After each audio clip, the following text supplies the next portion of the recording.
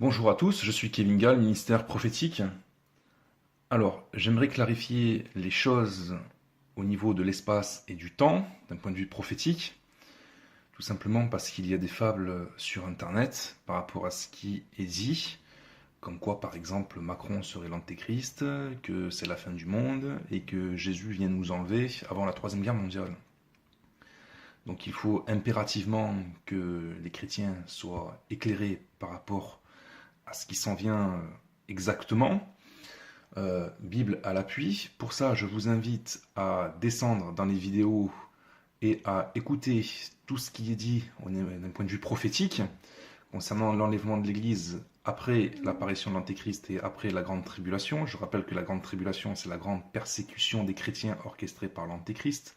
La Grande Tribulation n'est pas un carnage planétaire causé par les météorites, les famines, les guerres, les tremblements de terre, etc. etc. Ça n'a rien à voir. Donc, simplement, vous faire comprendre que nous ne sommes pas rendus à l'époque de l'Antéchrist, donc Emmanuel Macron ne peut pas être l'Antéchrist, tout simplement. Pourquoi? Parce que il faut que le monde soit restructuré façon Daniel chapitre 7, façon Matthieu 24, façon Apocalypse chapitre 13 et chapitre 17. Donc, j'aimerais vous faire comprendre que la Troisième Guerre mondiale verra naître ce fameux quatrième animal, entre autres, de Daniel chapitre 7. Ce quatrième animal, c'est un royaume qui sera différent de tous les autres royaumes et qui dévorera toute la terre en puissance notamment.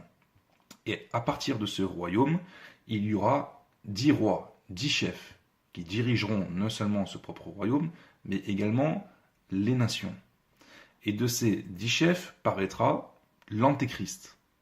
On dit, c'est expliqué, qu'il abaissera 3 cornes, d'accord? Donc 10 moins 3, ça fait 7, et qu'il sera lui-même un 8e roi. Et c'est ce 8e roi qui aura les pleins pouvoirs sur toutes les nations de la terre. Ce sera ce 8e roi qui sera l'Antéchrist. Si vous prenez maintenant Apocalypse chapitre 13, vous avez une description de la bête, semblable à un lion, un léopard, un ours, qui est exactement le quatrième animal décrit dans Daniel chapitre 7. De cet animal paraîtra l'Antéchrist, d'accord, à qui le dragon donnera toute autorité, toute puissance sur tous les peuples, etc. de la terre, et c'est lui, effectivement, qui aura des paroles blasphématoires contre Dieu, et c'est lui qui persécutera les chrétiens, donc c'est ça la fameuse grande tribulation, pendant 3 ans et demi. Il sera épaulé par le faux prophète, d'accord, qui n'est toujours pas sur la scène internationale non plus. Hein, l'Antéchrist n'est pas sur la scène internationale non plus. On ne sait toujours pas qui c'est, tout simplement parce que ce n'est pas le temps de son apparition. Et je vous rappelle également que l'Antéchrist, quand il doit paraître, ça doit se faire par toutes sortes de signes, de prodiges et de miracles mensongers. Donc je sais bien que les votes sont truqués et qu'ils ont mis Emmanuel Macron comme ça, mais c'est loin d'être les miracles décrits dans 2 Thessaloniciens pour l'apparition de l'Antéchrist. On a vu que cette apparition doit se faire selon le projet Bluebeam. Donc là, je vous invite à regarder les vidéos sur le projet Bluebeam pour comprendre de quoi on parle quand on parle de miracles mensongers avec les satellites, les hologrammes dans l'espace et des voix qui se font entendre à partir, soi-disant, du ciel pour nous imposer l'Antéchrist. Mais pour ça, il faut que toutes les religions soient détruites. Pourquoi? Parce qu'il va tout falloir centraliser dans l'adoration de l'Antéchrist lui-même. Et le faux prophète va imposer qu'on adore l'Antéchrist lui-même. Ce sera ça la nouvelle religion de l'Antéchrist. Donc la religion de l'Antéchrist, ce n'est pas l'islam, ce n'est pas le catholicisme, ce n'est même pas le judaïsme, ce n'est pas l'hindouisme, ce n'est pas toutes les religions qu'il y a à l'heure actuelle. Pour que ces religions soient détruites, ils vont justement se servir de la Troisième Guerre mondiale. Islam contre catholicisme, il y aura dans le Moyen-Orient aussi des guerres entre le sionisme et l'islam, bref, ça va être les uns contre les autres, ça va être terrible. Et tous les sièges religieux, que ce soit par exemple le catholicisme, on sait que c'est le Vatican, concernant l'islam, on sait que c'est la Mecque, vont être rasés, au même titre que les grandes capitales économiques et les grandes puissances du monde, comme Paris, New York, oui, Rome, et puis d'autres encore capitales, certainement Moscou aussi, puisque celui qui frappe par l'épée sera battu par l'épée aussi en Chine, etc. Bon, bref. Et il y aura une restructuration du monde façon apocalyptique, également décrite dans Apocalypse chapitre 17. Dans Apocalypse chapitre 17, on sait qu'il y a une femme assise sur une bête écarlate. Cette femme, on sait que c'est une ville. Donc arrêtez de dire que c'est l'église catholique romaine, Babylone, etc. C'est une ville. On a dit que cette ville est assise sur la bête, mais cette bête doit revenir. Elle n'est pas encore à l'heure actuelle. On a vu qu'il y avait 10 cornes et 7 têtes. Les 7 têtes, la dernière tête, c'est un royaume qui doit venir. Jean a dit qu'il existait, une tête existait à son époque, c'est l'Empire romain. Une tête doit venir après, un royaume doit paraître après l'Empire romain. On a vu que c'était l'Empire ottoman. Et ce royaume, on a vu qu'il a été détruit, et que c'est après ce royaume que doit venir justement le dernier royaume qui doit inclure cette femme, donc Jérusalem. Et le dernier royaume qui inclura Jérusalem, c'est le royaume à venir post-Troisième Guerre mondiale, qui aura exactement le même visage que le visage que Dieu lui avait donné quand Josué a conquis Canaan avec les Israélites qui s'étendaient de l'Euphrate, etc. Bon bref, allez voir la vidéo, les vidéos qui sont en dessous concernant la chute du Vatican, concernant la grande bête écarlate, le grand Israël, etc., qui vont reconstruire.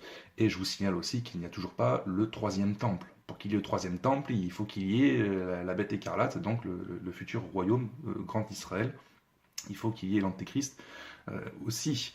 Donc et puis la marque de la bête, c'est pareil, ce sera la marque de la bête, donc la marque de l'antéchrist. Donc elle n'y est pas. Même s'il y a des prototypes de puces RFID, etc., à l'heure actuelle, ça n'a rien à voir avec la marque de la bête.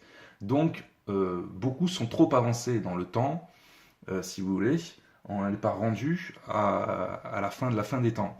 Mais le problème, c'est que le temps de Dieu, c'est pas le même temps que les hommes. Ce qui fait que quand vous avez des songes et des visions, quand vous visitez le ciel ou l'enfer, c'est pas à mettre en contexte immédiat. Quand Dieu dit par exemple, le jugement est imminent, est arrêté, etc. Oui et non, ça dépend de quel jugement il parle. S'il parle du jugement de la Troisième Guerre mondiale, oui. S'il parle du jugement planétaire tel que c'est écrit dans Apocalypse après l'Antéchrist, la grande tribulation pour l'enlèvement de l'Église, ensuite, non, on n'en est pas là. Donc oui, les trompettes sont à la bouche, mais c'est une façon aussi pour Dieu de faire en sorte que les chrétiens veillent continuellement dans la sanctification et la crainte de Dieu. Mais tous les signes avant le retour du Seigneur pour l'enlèvement de l'Église ne sont pas là, loin de là d'ailleurs. Donc les 4 cavaliers, si vous voulez, ils sont bien avant la grande tribulation dans l'Apocalypse et l'enlèvement de l'Église. Ce qui fait qu'en fait, ces 4 cavaliers correspondent, si vous voulez, à 4 grands esprits qui sont envoyés sur la terre.